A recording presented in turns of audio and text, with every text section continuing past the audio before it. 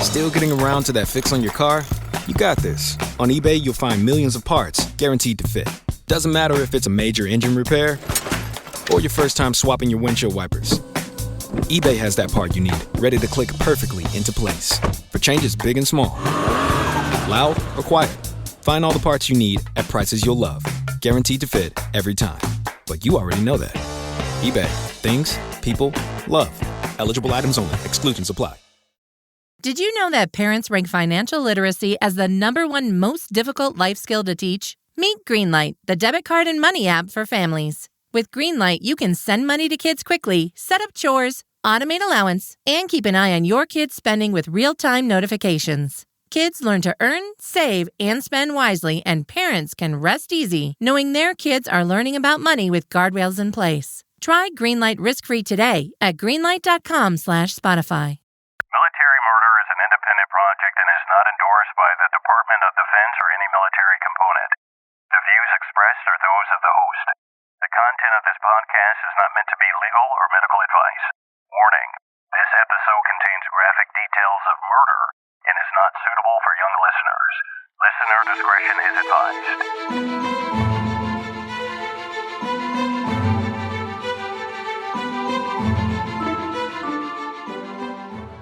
Welcome back, True Crime Army. I am your host, Margot, and this is a true crime podcast where I focus on crimes committed by military members and veterans. But don't worry, you don't have to know anything about the military to listen, I promise. You just have to be a true crime enthusiast, and if that's you, welcome home. Today's case has been in the making for approximately 14 months. It came via a listener recommendation. But there was a book written about today's case, and not just a book written by a journalist or a true crime junkie. It was a book written by a widow, a woman who lost her husband in Iraq to a senseless murder. I snagged the book immediately and I read it from cover to cover, only stopping to wipe my sobbing tears as I could feel her pain page by page. The story was so overwhelmingly unbelievable that I just couldn't gather the courage to tell it. And then months later, I garnered the courage to write to her, to write to the author, the widow, to write to her to see if she would chat with me. And when she agreed, I was really nervous, but our conversation went great. She's a phenomenal woman who turned tragedy into inspiration. Her name is Barbara Allen. Our call ended, and again, I felt as if I could never do the case justice by telling it. Then one day, I picked up the book again and realized that this woman preaches exactly what I hope every one of my listeners takes away at the end of each of my episodes. She teaches vigilance. She reminds us all that sometimes our worst enemies are unconventional because sometimes they serve alongside us. So here I am today, ready to tell you another tragic story, except this time I will have the author's help in answering some of my burning questions.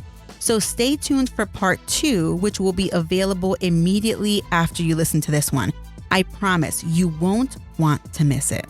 Join me today as I tell you about the double murder of Captain Phillip Esposito and Lieutenant Lewis Allen. Now, let's dig in.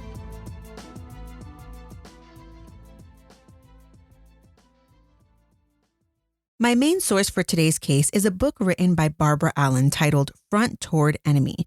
Barb is currently working on her 3rd book, scheduled to be released in the summer of 2021, so stay tuned. I also had the pleasure of speaking to Barb about today's case, and for that, I am extremely thankful. Some additional resources I used were articles written in Stars and Stripes, the New York Times, and the Times-Union. Lewis Allen was only 18 years old when the bright-eyed, bushy-tailed teen joined the Army. It wouldn't take long, though, for this teen to realize he had made a terrible mistake, and he wanted out. So for one reason or another, after serving just a year or two, he managed to leave active duty. It was a relief for him to have some form of freedom back. But if you think that Lou is one of those guys who leaves the military to just mooch off his family while living in his mom's basement, well, you would be wrong about that. He ended up getting a degree and eventually met his wife, Barbara, who goes by Barb. He went on to become a high school science teacher while he and Barb grew their family by adding 4 boys to the Allen crew. And boy, I must say, Barb is a saint to raise 4 boys. And they were very close in age. At the time of today's story, they were 6, 5, 3, and 1. During their marriage, though, there was nothing that nagged at Lou more than his failed attempt at the Army. He confided in Barb that he wanted to return to active duty. Now, I imagine Barb's eyes bulging out of her head like, are you freaking kidding me? Mind you, by this point, it's the late 1990s. They just had their first kid. Their life as a couple was just beginning.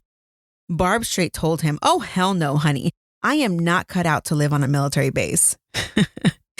Lou kind of looked at Barb as he thought of a way that he could scratch the itch of wanting to serve his country while pleasing his wife. And he had a solution: the National Guard. Barb, not wanting to be unreasonable, felt that this was a good compromise. So Lou applied. Since he already had a degree, he ended up getting in and commissioning as an officer. Then 9/11 happened, and as a New York National Guardsman, Lou helped with the recovery efforts at Ground Zero. And this moment changed him forever. It made him realize how fragile life really was. Now fast forward to fall of 2004, and Lou told Barb that he might have an amazing opportunity to deploy on a peacekeeping mission. Orders would begin summer of 2005, but it would only be for a few months. He was pumped though, because he was going to be deployed with a good friend of his, Captain Phillip Esposito. 30-year-old Phil, as he was known, was a great officer. He was a West Point grad, and he was married and had a young baby daughter. And well, as things go, Lou was prepping for this mission when a few months before he was to fly out, he found out change of plans, which is not uncommon in the military. In the first time since World War II, the New York National Guard was deploying to a combat zone, Iraq to be exact. But it wasn't as dangerous as people thought. Lou would be assigned to the Water Palace, inside the wire, as they say, a place on the lake, and that's where they would spend most of their time. It wasn't a dangerous deployment where they would be going outside the wire all the time. And so, on June 3rd, 2005, 34-year-old Lou placed boots on the ground on the new place he'd call home for a few months, Camp Danger, Iraq.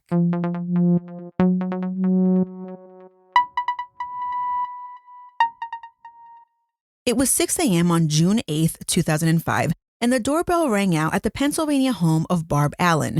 She and the boys were all fast asleep as Barb jumped at the sound of the doorbell. Who the hell was there? And they better not wake up her boys.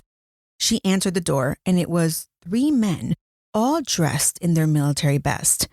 Even though Barb was foggy from just waking up, in the pit of her stomach, this visit kinda made sense. Lou had missed their usual FaceTime date, but he'd only been in Iraq for 4 days. This couldn't be. One of the men called out to her, Mrs. Allen, as she got tunnel vision. She held onto the wall to keep from collapsing. What in the actual hell is going on here? Is this a dream? Is this a nightmare? If so, someone please wake me up. Everyone was kind of in shock, both Barb and the 3 men standing at her door, although no one had quite said anything yet. Barb began to shout, "Say it, just say it." But it only came out as a whisper.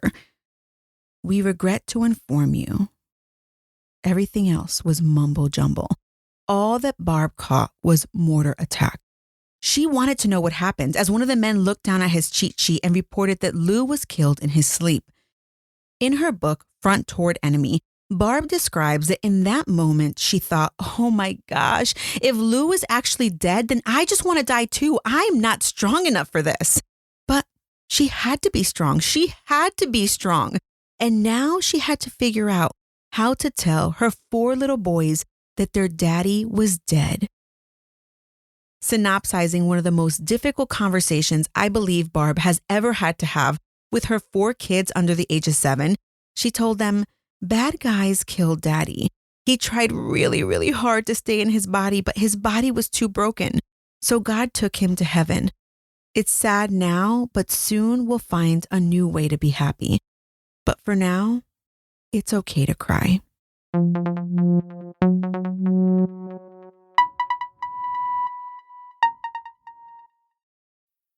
Fellas, you know Degree Cool Rush deodorant, right? Well, last year they changed the formula, and guys were mad about it. One dude even started a petition. So guess what? Degree heard us, admitted they messed up, and brought the original Cool Rush scent back exactly how it was. And it's in Walmart, Target, and other stores now for under $4. So grab some and remember why its cool, crisp, and fresh scent made it the #1 men's antiperspirant for the last decade. Degree Cool Rush is back, and it smells like victory for all of us.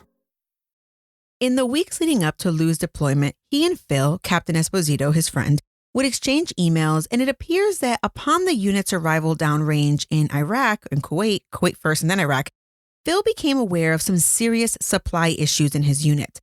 Specifically, several night vision goggles, aka NVGs, had vanished. Now, if I didn't know any better, it wouldn't seem like such a big deal, except NVGs can cost hundreds, if not thousands of dollars. So this was a big issue in this unit. Phil then began to blame the supply sergeant for the NVG loss. The supply sergeant was a staff sergeant by the name of Alberto Martinez. Of course, when equipment goes missing, it must be reported and investigated, and thus there was an inquiry into the missing NVGs. The report resulted in both men being held responsible for the loss, both Captain Esposito as the commander and Sergeant Martinez as the supply non-commissioned officer. They both got in trouble. According to Barb's book, they were found at fault and docked a month's pay. And then even after this, things seemed to be getting worse. On May 18th, 2005, Phil finally asked his leadership for help. He sent an email to a colonel basically telling him that his current supply sergeant was a bag of rocks and he needed help. Phil constantly told Lou over email that when he got into town as the new operations officer, he wanted Lou to focus on supply. Now, this is kind of rare. You don't normally have your new operations officer focus on supply, but Phil felt that's where he should focus his efforts as the commander of the unit. And Lou thought, okay, that's fine. I'm organized. Let's do this. Eventually, Lou would be boots in the air on Memorial Day of 2005 on his way to Iraq. When Lou arrived in country, Phil basically tasked him with getting the supply room under control, as he had promised. And Lou thought it would be a piece of cake. But then he started to realize, holy hell, what did I get myself into?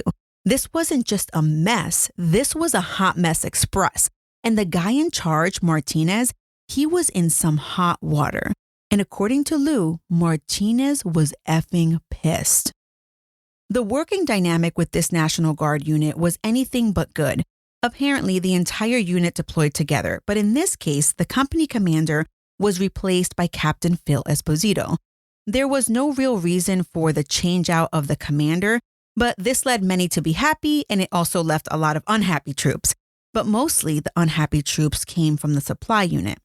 And listen, deployments are already high stress, regardless of where you're going or when. But you add to that all the human elements, right? The dynamic among the folks going, the family situations many are leaving behind. And when you think about it, it is stressful AF. Now, let me just pause a bit to tell you more about the dynamics between Martinez and the new boss man, Phil Esposito. Back stateside, Martinez was allowed to do whatever he wanted with the supply shop. He could run it however he saw fit. His supply shop was described as a disarray. But if you needed something, guess what? Martinez knew exactly where it was located. Whether he gave you a hand receipt for it or properly accounted for it, well, that's another story. The thing is, now they were going to a war zone, and people care about supply when you're going to a war zone, or at least Captain Phil Esposito cared more. He didn't want to scrub running the shop, and well, if Phil couldn't get Martinez replaced, well, he was going to ensure that Martinez knew what the hell he was actually doing, including having daily, weekly, and even monthly sync meetings between the two men. It was during these sync meetings that Phil would call Martinez out on whatever discrepancies needed to be fixed. Martinez, not one to care about the military rank structure, would go head-to-head with Phil during these meetings. And then once Phil was out of the room, Martinez would take that opportunity to unleash some smack talking about the commander, including statements of fragging the commander, wishing the commander would get killed by a roadside bomb, or other such threats. All those left behind who heard this, just brushing it off as harmless. For those of you wondering what the hell fragging means, according to Stars and Stripes, fragging is military slang for the intentional killing of one's superior officers. Phil, the subject of this comment, had no idea that someone could even think those things, let alone say them out loud in the presence of others. And no one bothered to tell Phil that this was being said about him. But Phil, even though he didn't know that Martinez was saying these things about him, he knew that Martinez was willing to go head to head with him in front of these people. So as the commander, he realized, listen, this back and forth with a non-commissioned officer was too much. And he began the process to remove Martinez from his current position as supply NCO. But Phil wasn't just doing this in the quiet of the night. No. He was actually consulting with the appropriate offices, working with the Inspector General office and identifying some of his suspicions that Martinez was actually stealing some pretty expensive equipment. And with this suspicion, he was able to restrict Martinez's access to supply and also restricted Martinez from entering the supply room unaccompanied. Phil was also going to initiate some paperwork against Martinez, and Martinez was well aware of it, and he was heated. He knew that if he got more paperwork, not only would he lose his position while deployed, but he could face losing his stateside position with the Guard, and he was not about to let that happen. It was during this time that another unit in Iraq was preparing to redeploy stateside. Martinez visited his supply cohort with the PSYOPs unit. Sergeant H was the supply person for her unit, and as they prepped to leave, she was doing accountability for all of the items in her supply. While Martinez was visiting her, he was scavenging for items for his supply room. Sergeant H told Martinez, hey, you see those Claymore mines and grenades? Well, they are not even on the books. They were left behind by some other folks, and here they are. Martinez's eyes lit up. He'd take them. But the shocking thing is that Claymore mines were apparently not even authorized on the base. So how they got there is unknown. Let me take a moment, though, to explain what Claymore mines are, as I had no clue what they were before this case. This description is taken verbatim from Barb's book, and this is a description of claymores. Quote, these small rectangular devices are filled with several hundred steel ball bearings similar to .22 bullets. The mine is mounted on 4 metal legs. A wire of about 100 feet leads to a clacker or a clicker that must be depressed to detonate the mine. When the 1.5-pound layer of composition C4 explosive is ignited, the resulting explosion is tremendous. The area is sprayed with a wall of lethal shrapnel, and the kill zone for 50 meters in front is basically unsurvivable. The casualty zone extends 100 meters forward and within 100 meters to the side and back of the mine. Any individual not sheltered is subject to casualty. Each mine is labeled clearly on the front side, reading front toward enemy. This anti-personnel mine is an ambush weapon, one that is effective only if the enemy's location is known with enough advance notice to mount the weapon, unroll the wire, and take cover, all undetected before detonating, end quote. On this day, while at the other supply unit, Martinez took various items from Sergeant H's supply room, including 3 Claymore mines and some grenades. He smiled before walking out of the supply room, telling Sergeant H, don't worry, these items will be put to good use. Martinez then returned back to his office, where he stowed away the boxes filled with the claymores and grenades, telling the young specialist working supply, don't bother to inventory those items. And because he was normally the boss, she complied.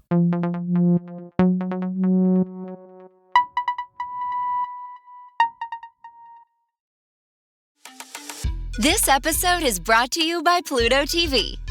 Are you looking for your next case? Pluto TV has all your favorite crime dramas streaming for free, which means suspicion is free, with countless cases to crack. Watch CSI, Criminal Minds, NCIS, Blue Bloods, Tracker, FBI, and SWAT, all for free from all your favorite devices. Feel the free. Pluto TV. Stream now, pay never. In the days after Lou's death, Barb was beyond herself. In her book, she describes so vividly how much being a widow sucks, especially a widow who cannot see her husband's dead body right away. She had to rely on third-hand knowledge. They told her Lou died in his sleep. The hell he did, she thought. He FaceTimed her and the boys every single night before he went to sleep. And he was supposed to FaceTime her that night before he went to sleep, so there was no way in hell that he died in his sleep because he never called her that night. Barb trusted no one who showed up at her doorstep from the military. Absolutely no one. And you know what? She knew exactly who would tell her the freaking truth. Captain Phillip Esposito. He was the one that convinced her husband to take this stupid-ass deployment to begin with. So when the casualty officer, Captain L, showed up at her doorstep, Barb demanded to speak to Phil. The casualty officer's eyes widened. Barb looked at the man like, speak, when all of a sudden, he gave her more news that felt like another gut punch. Captain Esposito was also killed. What in the actual hell? Oh my gosh. And if you thought the gut punches would stop there, well, you would be wrong, my friend. Hours after discovering that both Lou and Phil were dead, Captain L had some more news. This time, he seemed more nervous to spit it out, but he thought it important to tell Barb, especially because she was a little spitfire. Captain L told Barb, "Ma'am, the Army is opening a criminal investigation into your husband's death. You see, after digging into the circumstances surrounding his death, they believe he may have been killed by someone other than the enemy." Come again now? Barb was confused as all hell. Who in the actual hell goes to Iraq and gets killed by a non-enemy? What does this even mean? Days later, immediately following another tough day for Barb, which was Lou's funeral, Barb learned that an American soldier by the name of Alberto Martinez had been arrested and charged with Lou and Phil's murders. Barb was beyond herself. What a freaking betrayal to die at the hands of one of your own. So, who the hell is Alberto Martinez? Martinez joined the National Guard in 1990. He was of Puerto Rican descent but hailed from Troy, New York. He originally attempted to get into the Navy Reserve and Army Reserve but was denied. He actually scored pretty low in his National Guard entrance exams, but he received a waiver to enter the Guard nonetheless. When not doing his National Guard gig, he worked for UPS. But his time at UPS was not without issues. In fact, do you remember Beanie Babies? Like Beanie Babies? Well, these are like tiny little stuffed animals. Back in the day, they were in high demand. Well, during Martinez's UPS shift, many of these high-demand items were reported stolen.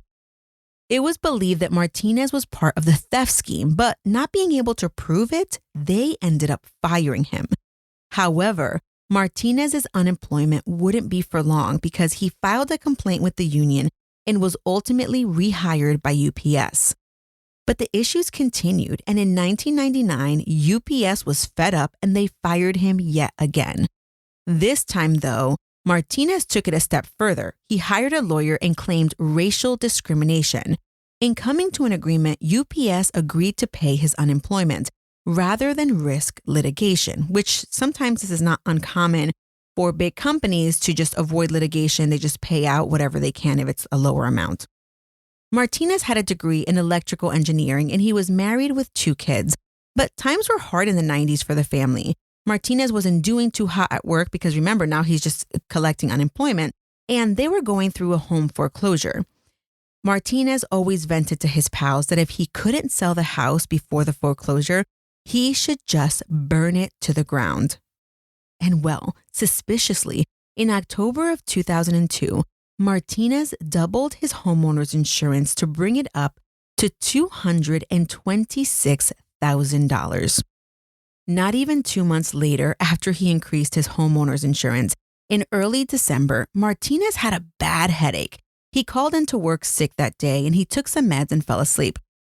When he woke up a few hours later, he miraculously felt better. But of course, instead of heading back to work, he called a friend and they headed to a movie.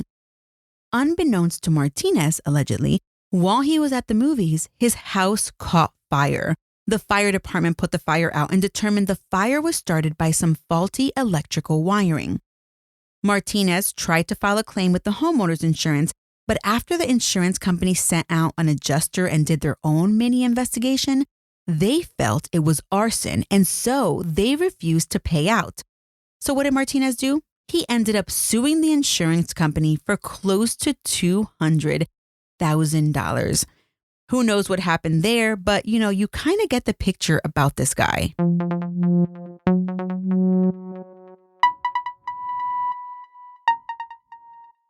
Things in the criminal justice system and military justice system always move fast and slow. And in this case, it was no different. Before the families knew it, it was time for the Article 32 hearing, which is the military equivalent of a preliminary hearing. And Barb and Siobhan, Phil's wife, had every intention of being present. But there was one little problem.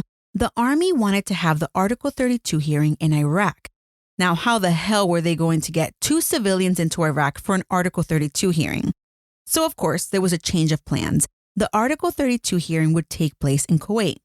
And with that, the ladies were ready to board the plane when, ring, ring, change of plans. The hearing was being pushed because Martinez had fired his attorneys and now he needed new representation. The new hearing was scheduled for October 31st, 2005. The Article 32 hearing is detailed very well in Barb's book. And here is just a synopsis of what takes place. This is a little tiny synopsis of what takes place. Captain P, he describes sitting in his room in the Water Palace on the night of the explosion. It was about 9:30 p.m. He was sitting in his bed reading a book when all of a sudden he was rocked by the sound and shaking of a deafening explosion, followed by 2 more explosions. He exited his room, sure someone might need help. And as he ran to a nearby room, he heard someone yelling, "It's Lieutenant Allen, somebody help me." Captain P barged into the room. He saw Phil laying motionless, covered in blood. So he ran to Lou, who was clearly hurt but coherent. Captain P tried to calm Lou down, and eventually medics arrived and took both men away. On the stand, Captain P not only testified to what he saw that night, but he also testified about some things that Martinez had previously told him. For example, Martinez had actually said to Captain P, quote, he couldn't wait to frag that fuck. In regards to he was talking about Phil. Captain P also heard Martinez say, quote, I hate Esposito and I'm going to frag him, end quote. Staff Sergeant W testified that he was in the showers near the waterhouse when the explosions occurred and he saw that the walls were about to come down. So he ran outside to seek cover. And that's when he looked around the corner of where he was hiding and he saw Martinez standing in the middle of the road looking up at the explosion, not running for cover as most everyone else. Once all the explosions occurred and it was eerily quiet, that's when he heard it. Lou's cries from inside the Water Palace asking, begging for help. This was yet another witness who testified that a few months earlier, he heard Martinez discuss how he couldn't wait for Phil to get hit. Staff Sergeant W had firsthand knowledge that Martinez was disgruntled as hell. It had only been 10 days prior that Martinez had been removed from his position in supply. Staff Sergeant T then testified, and he would paint the picture extremely clear about what Phil and Lou were actually doing when they were hit by the explosion. Staff Sergeant T, together with Phil and Lou, they were by a window playing the game Risk. A little before 9:30 p.m., literally minutes, Staff Sergeant T had been eliminated from the game, and he joked around with Phil and Lou before leaving to take a shower. And it was then that the explosion occurred. Had he stayed in that room even just a few minutes longer, he might not be testifying at the hearing. He might actually be dead. Well, Staff Sergeant T also testified that earlier that day, Staff Sergeant T and Phil were in the room, which the room they were in, by the way, was Phil's office, when in walked Martinez to chat. Martinez would have had the opportunity at this point to see the new room set up. The table was pulled up close to the window with games on top of it. Various other witnesses testified, and eventually it was returned to the preliminary hearing officer who would make a recommendation whether to refer the case to general court-martial, and if so, should it be referred as capital, meaning should the government seek the death penalty if there were enough aggravating factors. After reviewing all the evidence presented, the hearing officer recommended referring the case as capital to a general court-martial. Additional charges were also recommended, including unlawful disposition of government property, unlawful possession of alcohol, and unlawful possession of a flare gun. But the prosecution would need to conduct yet another Article 32 hearing for these charges. And while everyone was hoping for quick resolution, they had to do an entire new Article 32 hearing again for these new potential charges. And this time, the additional 32 hearing would take place at Fort Bragg. At this hearing, Sergeant H testified that she had previously witnessed Martinez give Army-issued stuff to an Iraqi national. One such item was a printer in exchange for either a bike or a motorcycle. The Iraqi national was actually called to testify at the Article 32 hearing and confirmed this story, but he clarified that it was more like 20 printers and 3 or 4 fax machines. Sergeant H also testified that she was with Martinez when he turned in paperwork claiming to be returning equipment, but he did not in fact return the equipment. She also saw Martinez in possession of a 7mm Iraqi pistol that he said was his. And then she testified to something that might seem disturbing to many. On the stand, she admitted that falsifying documents is common practice in the supply world, especially when things are lost or unaccounted for.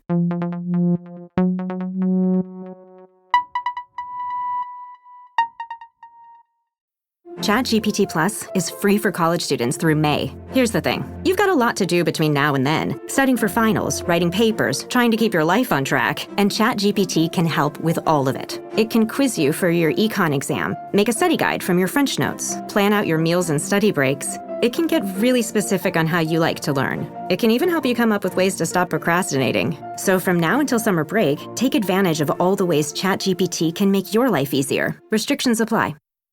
Over a year and a half after the double murder, the charges were referred to trial.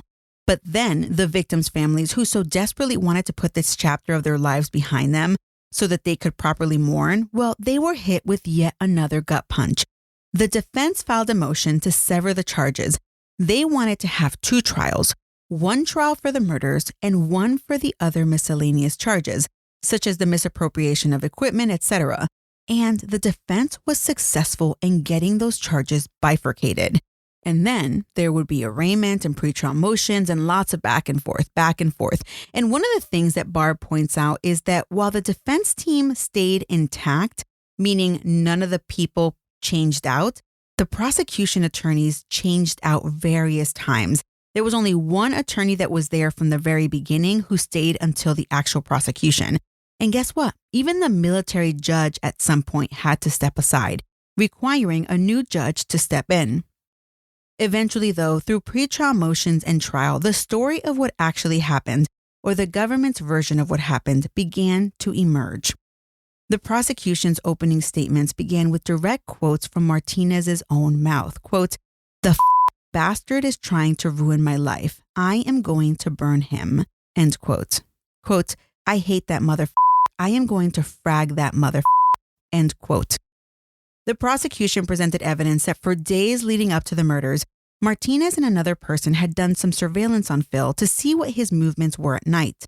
Then, on June 7th, there was a sandstorm outside.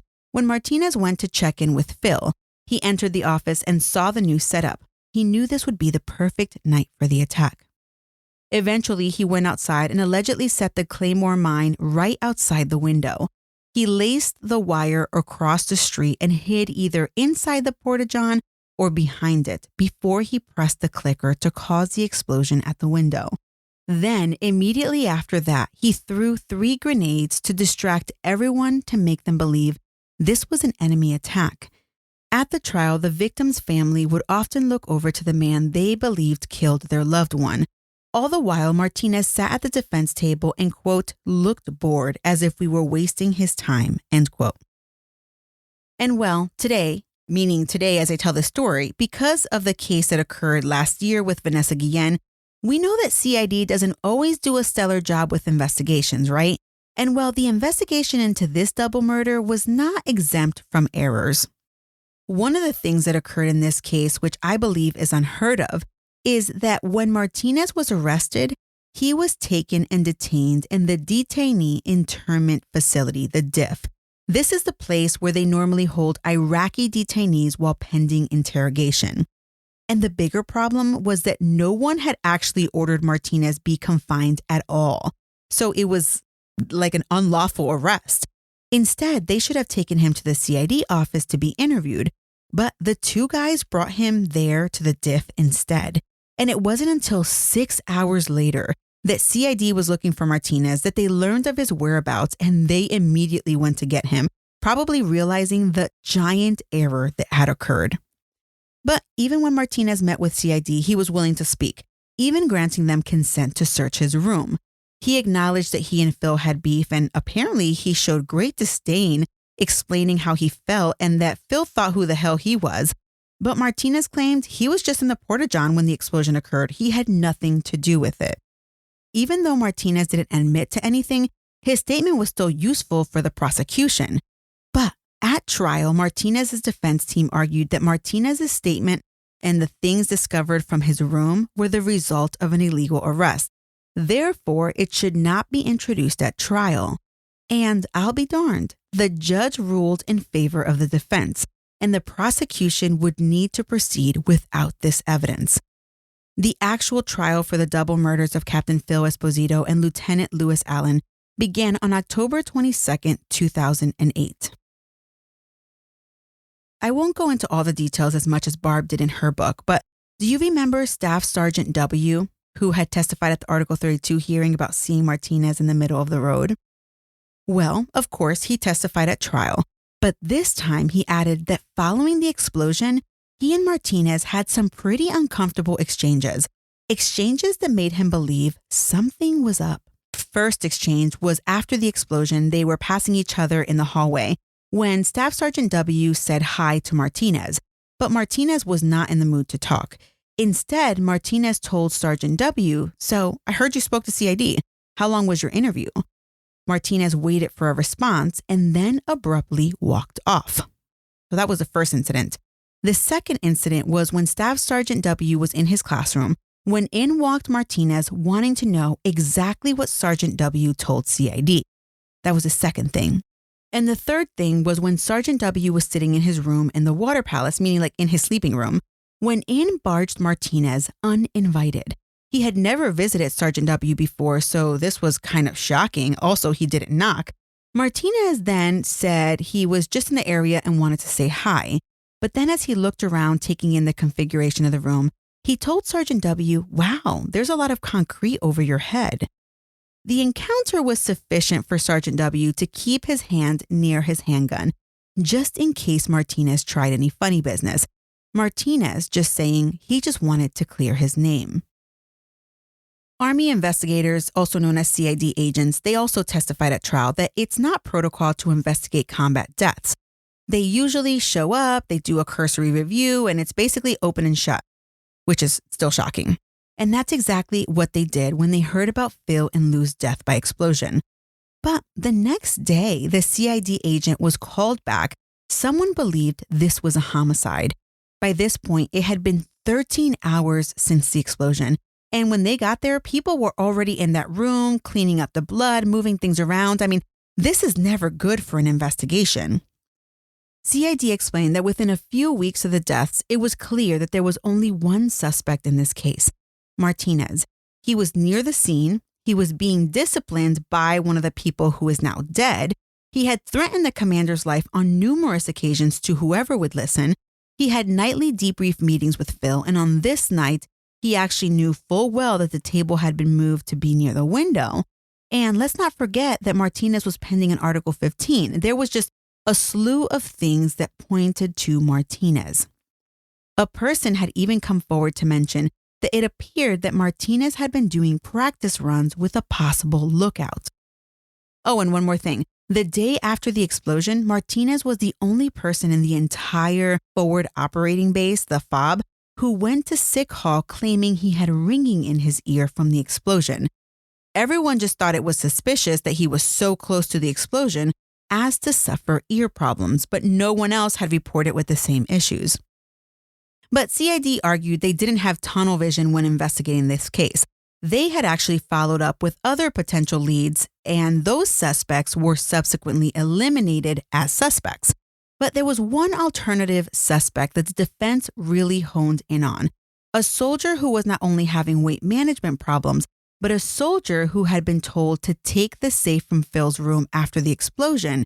And instead of turning it in right away, he waited a few days. But why? The defense asked. But CID was trying. CID even had the lake behind the Water Palace drained to look for more evidence. They were clearly trying to find all the evidence they needed. Witness after witness testified about Martinez's disdain for Phil and all of the comments he made. but defense always came up and added some form of doubt in the members' minds. Was this witness really telling the truth? Some witnesses having shot themselves in the foot years prior when they either initially told CID one version of events and then months later told a different version of events. This is not uncommon, and defense pounced like a fierce lion protecting its baby cub. In this case, the baby cub being Sergeant Martinez. Defense also honed in on this being a giant conspiracy because they felt that CID didn't want to do their actual job. Defense said Martinez was nothing but an innocent bystander. The government and CID were just too lazy to actually do their job and find the real killer. It was now December 4th, 2008, weeks, months since the trial began, and it was verdict day. Everyone's stomach was in knots. What would it be? Everyone piled into the courtroom, sitting tightly next to each other, everything so quiet you could hear a pin drop. The 14-panel jury walked into the courtroom. Then the jury forewoman read the verdict. As to the charge of premeditated murder, not guilty. A gasp of air rocked the courtroom. The jury left. Phil's wife yelled, "This is the United States," wondering how the hell they could get it so wrong. Barb asked, wait, where are they going? Are they going to keep deliberating? But she knew full well that was it. It was over. But that didn't keep her from letting Mama Bear out as she leaped out of her chair and shouted, quote, "You murdered my husband, you piece of shit," end quote.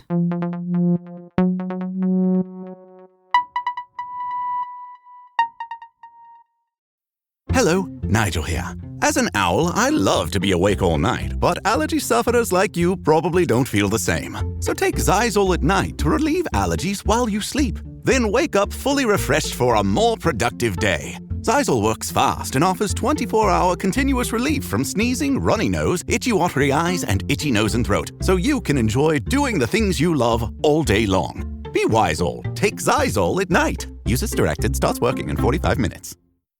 Back in the prosecutor's offices, Siobhan was able to stand and spoke quietly, while Barb all just about fell apart. But she did find it inside her to stop and ask the prosecutors, is there any chance that Martinez was actually innocent? The prosecutors shaking their head no, and Barb wondering how could this have happened? The victims' families were sure there could be no more information on this case that could shock them more than this acquittal. But like this entire case, of course there can be. Word eventually leaked that less than a year after the murders and 2 years before the actual trial, Martinez and his defense team had agreed to plead guilty. Wait, what?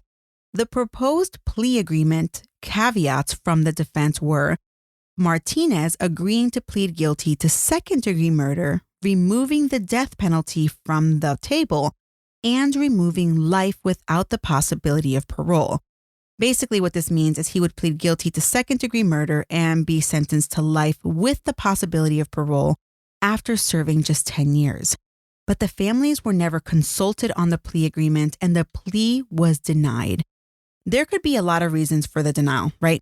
Including the fact that he was not agreeing to the premeditation aspect of the crime, which in this case, it's either premeditated or you didn't do it. There's no real, I accidentally detonated a mine that killed 2 people scenario that we could even fathom up, you know? But in considering plea agreements, you should also weigh the evidence. And in this case, all the evidence was circumstantial. No one actually saw him place the mine and push the button. And I didn't see any mention of DNA evidence. So there's always that lack of direct evidence. But you know, hindsight is 20/20. So after he was acquitted and you learn about a potential plea agreement, you always think we should have just took the dang plea agreement, right? Because then he would at least be spending some form of time in jail and the person would have a conviction, right?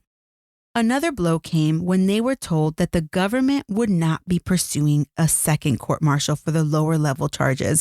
The case against Martinez, as they knew it, was closed. After the acquittal, Martinez told the Times-Union that he was very, very innocent, but he expected a guilty verdict.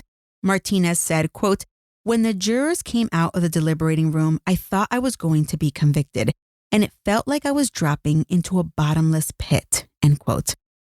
On the other hand, while Martinez claimed a victory, Lou's mom was infuriated by the verdict, blaming the judge and saying that the jury's verdict killed her son all over again.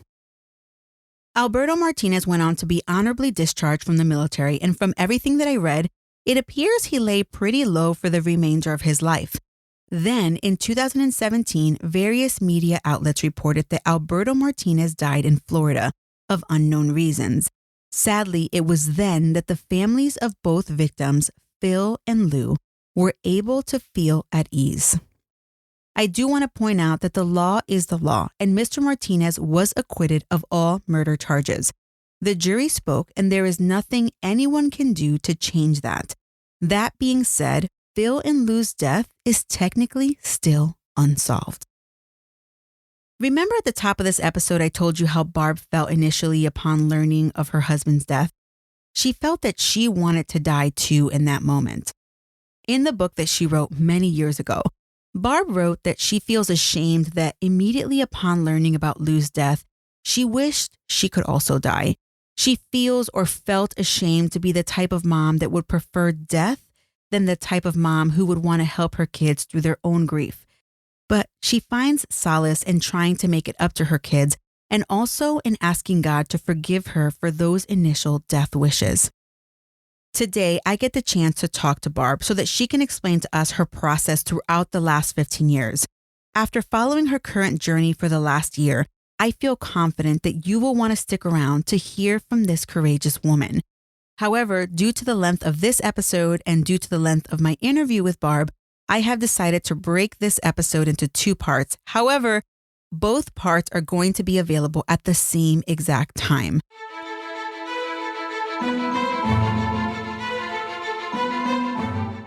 All right, True Crime Army, I hope that you will join me in part 2, where you get to hear an open conversation with Barbara Allen. She is an amazing woman. She wrote an amazing book, and she really is inspirational for people who are grieving. That's it for right now. Make sure you go over and listen to part 2. If we have any new listeners today, I hope that you'll stick around. There are plenty of binge-worthy episodes in the Military Murder Library, and there are many more stories to come. For more Mama Margot throughout the week, make sure that you follow me on social media, on Instagram at Military Murder Podcast, and on Facebook at Military True Crime. This show was created by Mama Margot Productions and produced in collaboration with my Boot Camp and Hire fan club members.